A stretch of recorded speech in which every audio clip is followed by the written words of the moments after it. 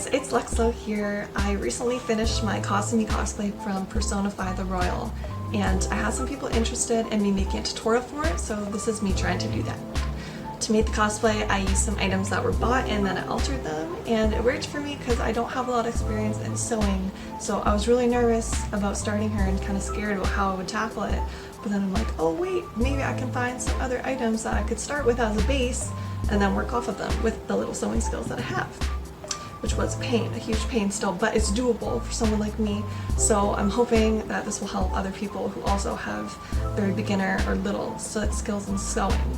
So hopefully something in here will be helpful. Yeah, I'll link everything in the descriptions. All the base items that I got to start with, the wigs, the chain, and other things that I used to do the Kasumi cosplay. I apologize in advance for my extreme lack of video editing skills. But here we go. Hopefully it's okay and that something out of this is useful. So here's what the full Kasumi outfit looks like. I first ordered the bodysuit and the coat. The bodysuit is a bodysuit style and I'm pretty happy with the one I bought off Amazon. It's decent quality, it fit well, and I didn't need to alter it at all. I'll make sure to add the links below in the description along with all the other items that I used. Next, I searched around online for a coat that I could use as a base and alter it myself to look a little closer to Kasumi's. I eventually found a couple close enough ones after wording things like Victorian and tailcoat into the search. Again, I'll add the link down below for the ones that I ended up ordering and altering. It's really not great quality, but it was pretty cheap at least, and it made it more lightweight and comfortable, and the thinner fabric was easier for the sewing machine. Of course, if I were able to make it from scratch, I would have chosen like a more ideal fabric that was more flattering and a different, better material, but that's not what I did, and this is not what that tutorial is aimed at. So when the coat arrived, I tried it on and figured out what I needed to alter. The first thing I did was whip out my little stitch ripper because the entire coat was lined with lace and I needed to get all of that out of the way. It took a while because it's best to take your time and be careful to just rip away those lace stitches where you won't be needing it. Next, I needed to take in the waist of the coat to make it fit a little more snugly. I put the coat on myself inside out, then pulled some fabric away at the back in 2 lines on either side to make it tighter. I pinned these down roughly, then put it over on my dress form to even out the pinning after. You could also help a friend to ask you pin it to you while you wear it. This might make it easier. Then I used a straight stitch on my sewing machine to sew along the pin lines. Make sure to try it on again after, and you can always use a stitch ripper in case you make a mistake or you made it too tight. I found that the sleeves were much baggier than I wanted, so I chose to take these in too. It was pretty much the same process. I tried the coat on inside out and did my best to pin where I wanted to make it tighter. You can also try using a sweater or jacket that you own that has the right fit of the sleeves that you're going for, and use that to measure where you want to take in the other coat sleeves. The first time I pinned and sewed a sleeve, it was still too baggy when I tried it on, so I simply just sewed another straight stitch line a little further in. In the picture you can see how I have an extra seam from trying this. Then my sleeves needed the ruffle ends. I really wasn't sure how to do this, but I decided to make little mini layered circle skirts to attach at the end of the sleeves. I started by choosing a fabric that was close to the coat fabric, and I drew a circle with chalk onto it. I drew a smaller circle inside with the same circumference as the opening at the end of the sleeves, so just a little bit larger than my wrist circumference.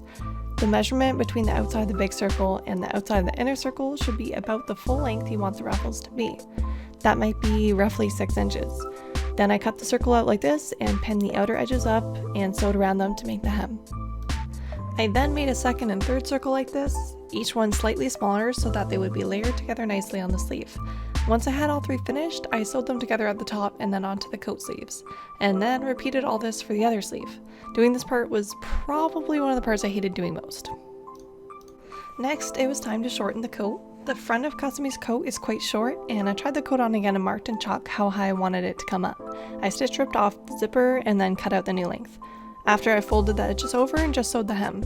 Now the length was right, but the buttons were wrong, so I stitch ripped the buttons off, as well as the ones from the extra cut off coat length, and marked with chalk where I wanted to sew them back on. Then I just used a regular needle and thread and hand sewed 5 evenly up each side. Then I just cut the back of the coat into 3 separate sections to be a bit more like Kasumi's, and then hemmed them up with my machine. At this point, the coat was pretty much ready. Onto the leg boot cover things. First off, I personally felt it'd look fine to just use regular black thigh highs, so I just used my basic sheer ones from Amazon. I think her design would also work well with opaque thigh highs or PU leather ones. I'll plan to make the top thigh high part cover separate though, and by using a foam and stretched leather look material on top. I started by making the pattern by wrapping my thigh in plastic wrapped and then painter's tape over top. Once this was done, I used a marker to draw the shape of the piece onto my leg. I found using a mirror helps for this part, or you can also ask a friend to draw it on for you. After, I carefully cut the tape down the back of the leg and cut the pattern out. After I cut it out, I traced it onto 2 or 3mm EVA foam. I never took progress pictures for this part, so let's pretend this green tape has now turned into my black foam. See, it's clearly black now. Once the foam piece was cut out, I traced that onto stretched PU leather with chalk. I drew edges all around the tracing that will become the flaps after. I cut this fabric piece out, and then I was ready to place the foam piece on top and begin wrapping the edge flaps over the back of it. Make sure that the right side of your fabric is on the outside. I just used hot glue to glue the flaps down. Then I glued the edges back together where the pattern was originally cut down my leg to form the full cover shape. I secured it by hot gluing an extra piece of foam down the seam on the inside. I also had added an extra PU leather covered foam piece inside to give that extra layer to the design. Here you can see the inside of my boot cover, and it looks super ugly and messy, but that's okay because no one will ever see it, except you. I got a scrap piece of cording that I already had and spray painted it silver for these pieces. I used an X-Acto knife to poke little holes through the cover to then lace it through and tied it on the inside. When I spray painted my cording, I did the same to a handful of googly eyes, which I later glued on top of the openings of each lacing hole for a mock detail. Then I repeated all this for the second boot cover. I just flipped my patterns to make it fit my other leg. These things are really annoying to make stay up on your legs, as is the bane of so many cosplay designs, so I used a pair of dance tights that I really liked and sewed velcro onto the tights where the thigh covers sit, and then glued the matching velcro on the inside of the foam covers. I messed up during this part since it was really tricky to having both a needle and scratchy velcro around the delicate stocking material. You need to be really careful, and it's better to sew the soft side of the velcro to the tights and put the rough side into the boot covers. Otherwise, I found it was so easy for the rough velcro to accidentally just touch the tights somewhere and it would pull all the threads and it would be bad. It could be better to look into sew-on snaps instead. At least after the velcro, I had no issues with the cover staying put on my leg. Plus, I thought the dance tights worked really well, subtly but aesthetically to Kasumi's design since she's a gymnast. Next, I made the choker and shoe ribbon strap things. I kept this really simple. I used 1-inch black satin ribbon for the choker and 1.5-inch for the shoes. I thought this tied in nicely anyway with the same ribbon in her ponytail. All I needed to do was measure the circumference of my neck for the choker and add about 1 inch extra for overlap where it would connect. I sewed velcro onto either side so I can easily take it on and off. I did the same thing for the leg ribbons, except I measured the length that I needed to wrap around my leg and my foot. The main material I used for my sword was insulation foam. I use it for a lot of my props, and I got it from hardware stores like Home Depot. Another good alternative for this would be high density EVA foam. So I began by checking out the Kasumi reference art and estimating how long her sword would be in ratio to my own body. Then I drew that onto the foam board and cut it out with my knife. I drew a line down the middle of the blade and used this to see where to make angled cuts down the foam to shape the blade. I used a fresh blade on my knife and got as close as I could before taking some sandpaper and sanding the rest of the shape by hand. Once this was done, it was priming time, a very long and annoying step.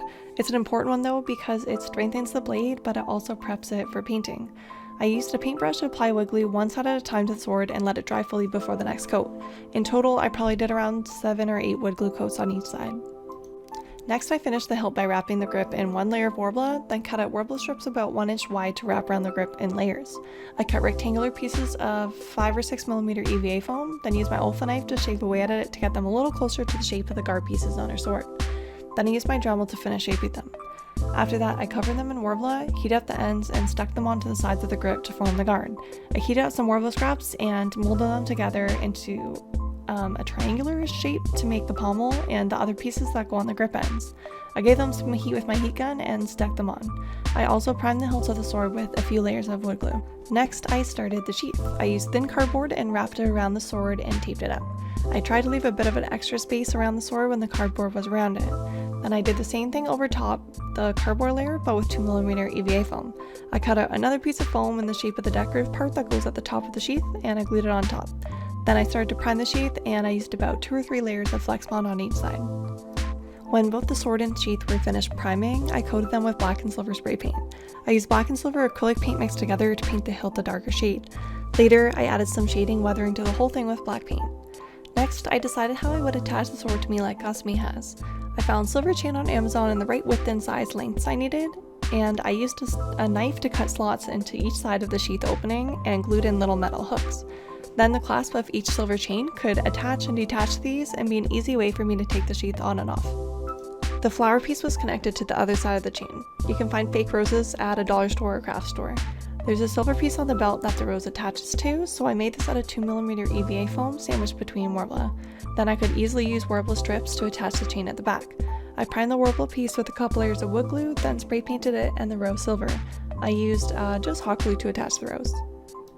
The mask is the last piece I made. I started with making a paper pattern. I did my best to match the proportions of Kasumi's mask to her face to my paper pattern to my own face. This was just trial and error until I was happy enough with it. Then I folded it in half and cut that out to make sure both sides were symmetrical. I tested the fit and shape on my face one last time before transferring it to EVA foam. I think it was 2 or 3mm high density foam that I used. Then with chalk I drew a line straight down the middle. I used my X-Acto knife to make angle cuts along this line, angling down in towards the middle on either side. This allows you to sort of fold the mask and create that edge that goes down the front of her mask. Then I cut the mask out, heated it up with a heat gun, and formed the curves of the mask to fit my face. I used chalk to draw onto the mask where the decorative designs around the eyes would go.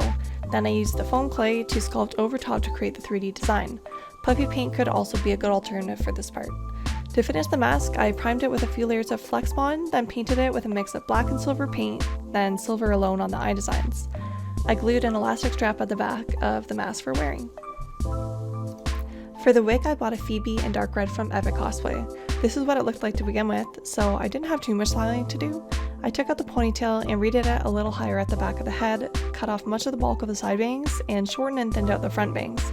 I tied a bow at the base of the ponytail with regular 1-inch black satin ribbon, and it was ready.